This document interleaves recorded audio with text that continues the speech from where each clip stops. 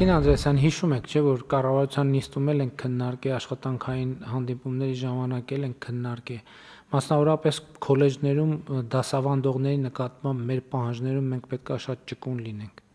որ մարդիկ կան, որ իսկապես շատ լուրջ հմտություններ ունեն եւ հմտությունները փոխանցելու հմտություններ ունեն, բայց օրինակ, չգիտեմ, կոչումներ չունեն։ Մենք պետք է հնարավորություն տանք, որ նրանք որպես վարպետ նաև ներգրավեն, որովհետև նրանք մարդիկ են, որոնք գիտեն ամեն ինչ եւ կարող են փոխանցել, որովհետև էս էլ է կարևոր, որովհետև մարդ կա որ գիտի ամեն ինչ, բայց փոխանցելն էլ լրացուցիչ հմտություն է, եւ եթե չեմ սխալվում, մենք որոշակի լուծումներ կամ տվել ենք կամ պատրաստվում ենք տալ, որպեսզի վարպետները որպես դասախոսական չասենք, լավ, որպես ուսուցանող կազմի աշխատողներ հնարավորություն ունենան նաև քոլեջներում ներգրավել եւ աշխատել։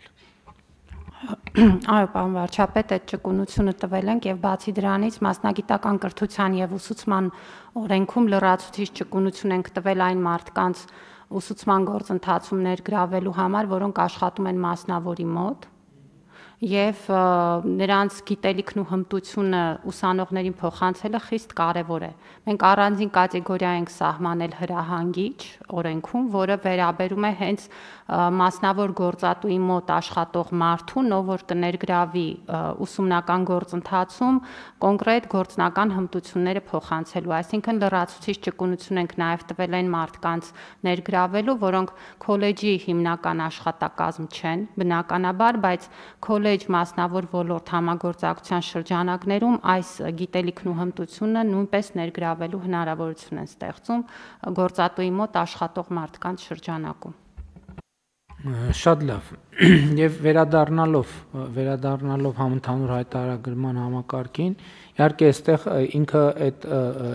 70 միլիարդը շատ մեծ բեռ է մեր պետական բյուջեի համար, բայց նաև համընդհանուր հայտարարագրման այս համակարգով ես համոզված եմ, որ մենք մի քանի խնդիրներ ենք լուծելու, այն process-ները, որոնք թվայնացման ոլորտում մենք դեն շատ ուժեղ մոտիվացիաներ չունենք, որ ամեն ինչ անենք օր առաջ, առաջին թվայնացման ուղղությամբ սա մեզ շատ մեծ խթան տալու, որովհետև մենք պարտադրված ենք լինելու ուղղակի թվային մեր հարթակները ուժեղացնել։ Այնպես չի, որ մենք հիմա չենք ուզում, բայց միշտ հասկանում եք այդ լրացուցիչ խթանը, այդ բանի ժամկետով սահմանափակված լինելու զգացողությունը միշտ աշխատանքը ավելի կոնկրետ է դարձնում։ Երկրորդը մենք համընդհանուր հայտարարագրման համակարգով պետություն քաղաքացի հարաբերությունների նոր ենթակառուցվածք ենք ստեղծում, որը միանշանակ ուժեղացնում է եւ պետությանը, ուժեղացնում է եւ քաղաքացուն։ Եվ երրորդը մենք կրթական բոլորովին նոր ենթակառուցվածք ենք ունենալու եւ ինչ որ դուք նշեցիք, այո, դա շատ լավ է, որովհետև այստեղ էլ արդեն այդ նույն ընկերությունների կամ ձեռնարկությունների միջև առողջ մրցակցություն է ձևավորվելու եւ ընդ որում մրցակցությունը այդ մրցակցությունից շահելու է թե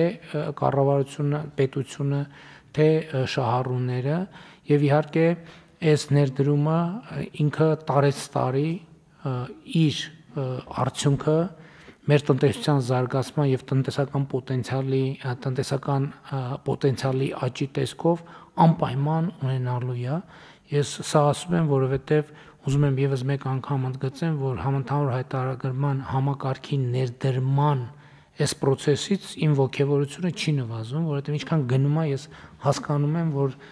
նորանոր շերտեր են բացվում, որոնք ցույց են տալիս, որ իրոք շրջադարձային նշանակություն ունեցող բարեփոխում ենք անում եւ ուրախ եմ, որ մենք այդ բարեփոխումը անում ենք, բայց ուրախ եմ, որ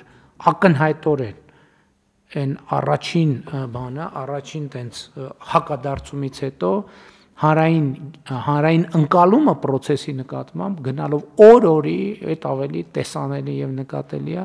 եւ դա իհարկե շատ ուրախացնող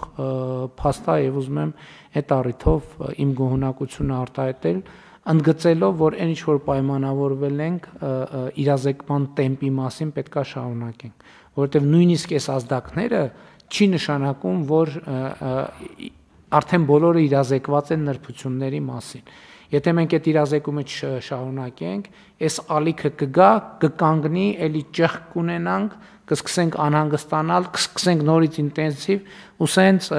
կտոր, բայց այդ արանքներում մենք ժամանակ կկորցնենք եւ ռեսուրս կկորցնենք, այնպես որ պայմանավորվենք, որ շարունակում ենք այդ հարցով ինտենսիվ աշխատել։